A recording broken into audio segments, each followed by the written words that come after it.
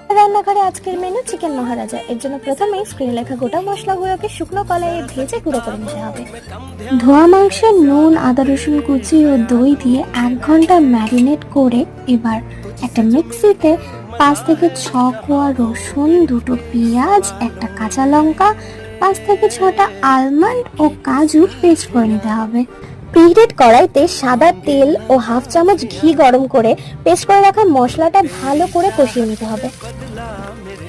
রসুনের কাঁচা গন্ধ চলে গেলে ম্যারিনেট করা চিকেনগুলো দিয়ে 10 মিনিট লো ফ্লেমে কুক করেই ভাজা মশলাটা দিয়ে তেল না ছাড়া অবধি কষালেই তো হাফওয়ে ডান।